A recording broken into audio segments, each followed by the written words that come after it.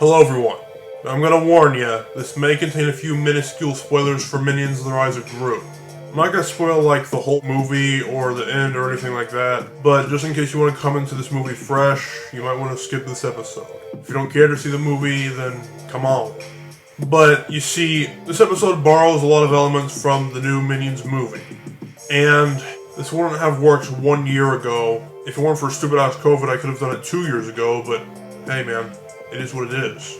Because you see, I have come up with my own theory. It's not the theory of Gru being 14 feet tall. If you have no idea what I'm talking about, let me explain real quick, and then we'll get on with my theory. But supposedly, if you look at the DVD box art of the original Despicable Me from 2010, you'll see that Gru is like the height of 4 minions stacked on top of each other. And apparently it was confirmed somewhere, I don't remember where this was confirmed, but the minions are apparently 3'7". Obviously that's not always true. I mean, there's those like small round ones and then there's the long ones, but basically on average they're 3'7". So if we do the math here, that would lead up to roughly 14'4". Something's not right here. Clearly the minions are supposed to be shorter than that, but hey man, we're not here to talk about that anyway, so let's just move on. Now, after watching Minions 2, I have learned that Gru himself was probably born somewhere in September 1963. Where on earth did you come up with that? Well, like I said earlier, I'm gonna have a little bit of spoiler alert in this episode. You have been warned. But in the movie, it states that this is a prequel.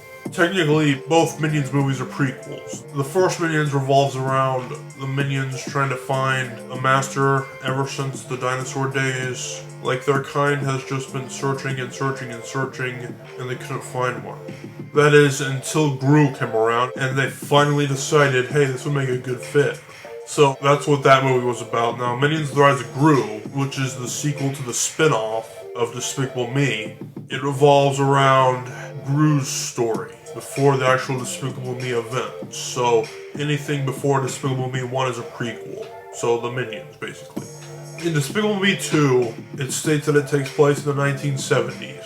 And just in case you missed it, you can see that the clothing and the houses and all that stuff, it screams 70s. So Gru would have been a boy at this time, and when you see him in elementary school, when the teachers like asking what they want to be when they grow up, you know, that crap. We've all been asked that before, it's a pain in the ass, but he states that he wants to be a super villain. That probably wasn't my best Gru impression, but whatever. Everybody just laughs. Obviously, if you're the kid that gets bullied in school, that obviously means something, right? When you get older. But there's a scene in the movie where Gru goes into the movie theater to watch Jaws when it's new. That's right, there's the showing of Jaws in the movie theater in the mid-70s, 1975 to be exact. And, well, obviously he's too little to be watching this crap. It would be rated R if it were made today, but, you know, Jaws, not Minions. But the point is, he doesn't give a crap. He's despicable. So what he did in the scene was that he threw a stink bomb down the aisle and waited for it to explode and everybody just runs out. And then he goes in there and watches the movie with a few of his minions. He had a gas mask, by the way, but who cares? Okay, so Jaws, the original movie, was released in June of 1975. I don't remember the exact day, but it was in June of that year. And then later on, when he goes to Criminal Records, which is a pun, obviously. On the outside, it just looks like some brand name for a record store. But then, when you go down underground, that's where the Vicious Six, the main villains of the movie, have their hideout. This is also where Gru meets Dr. Nefario. He's much younger, like maybe 20s or 30s or something. But once he says the password and goes down to their lair, he meets the Vicious Six, and he specifically says he's 11 3/4. That's pretty damn specific, but you see, I think the scene went like this. So he said that when I was 10 years old, I had this dream of becoming a villain. But now that I'm 11 3/4, it can finally come true. And then they just laugh and crap.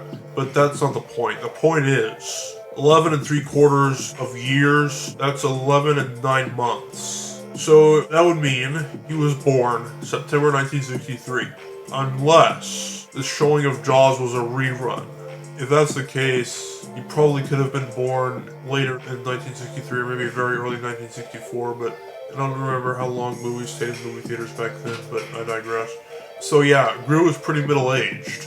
And, well, Despicable Me 4 comes out in 2 years. He's gonna be in his 60s by then, so maybe he'll be a grandparent.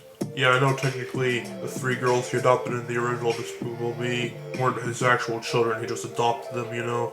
But even still, I guess he could technically still be a grandparent even if they had kids, but, you know, they don't seem to be aging any, so I'm doubting that's gonna be the case. But, so what do you think? Do you think this makes sense when putting the puzzle pieces together, or do you think it could have just been a rerun? Let me know. But that was this episode. I'll see you guys in the next one. Goodbye.